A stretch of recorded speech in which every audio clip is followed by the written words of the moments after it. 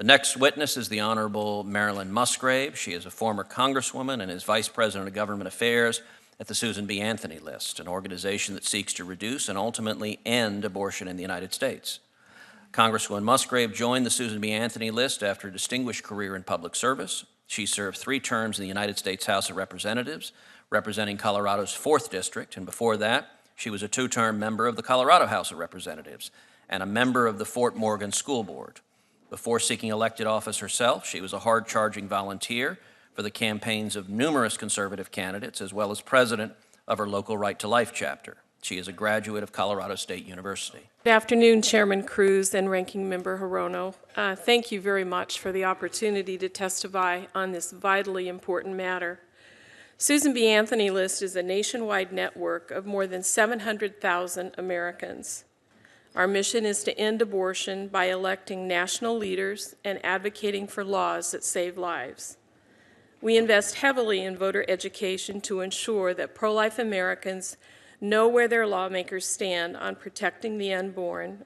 We engage in issue advocacy, advancing pro-life laws through direct lobbying and grassroots campaigns. Social media communications are essential to advancing that mission. More than 2 billion people worldwide and nearly 80% of the United States population use social media. If we do not have a strong presence online and the ability to reach our target audience, we might as well be invisible. Susan B. Anthony List has been fighting censorship of our content for more than 2 years. On March 8, 2017, SBA List promoted 4 tweets from our president, Marjorie Dannenfelser. One was immediately rejected, with Twitter citing violation of their health and pharmaceutical products and services policy. And already, Mr. Chairman, you have put up that tweet by Mother Teresa. 2 more tweets were rejected that very same day.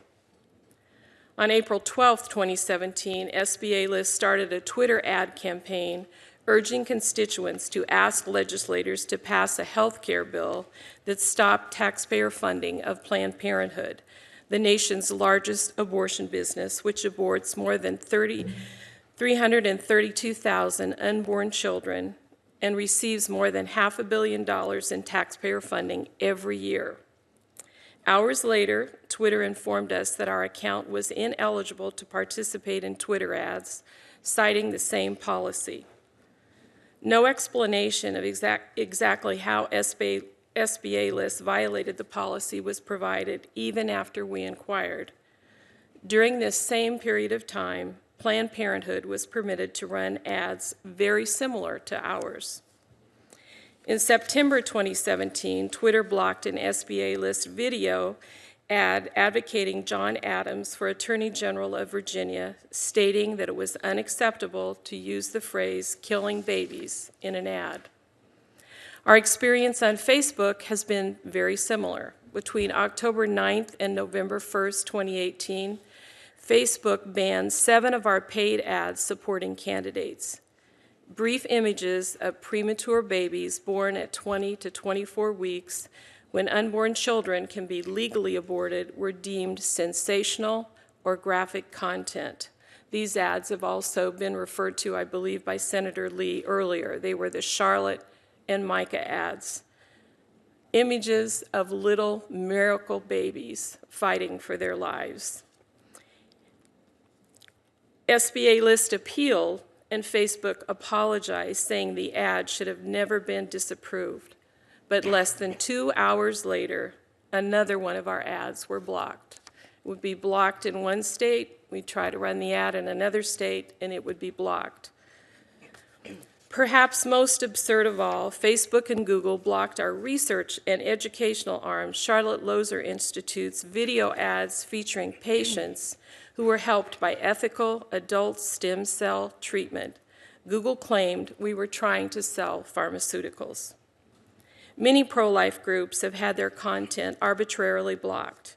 YouTube removed an undercover video by the Center for Medical Progress. Twitter, to this day, refuses to allow ads from Live Action, citing a policy against inflammatory or provocative content, and expects them to scrub content from their own website. but Planned Parenthood has recently spent more than $100,000 in Twitter ads. Twitter blocked a campaign ad from a representative at the time, Marsha Blackburn, discussing her efforts to stop the sale of baby body parts by Planned Parenthood, and they reversed themselves after a firestorm of criticism. And you've heard that from members of the committee and Senator Blackburn herself. The Twitter account for the movie Unplanned was suspended on opening weekend, allegedly for being linked to another account that had violated Twitter's rules, then restored. Once or twice could arguably be written off as a mistake, but as our experience shows, and as one writer for the Wall Street Journal pointed out, it's a mistake that keeps on happening over and over, and it demonstrates a pattern of censorship toward the pro-life view specifically.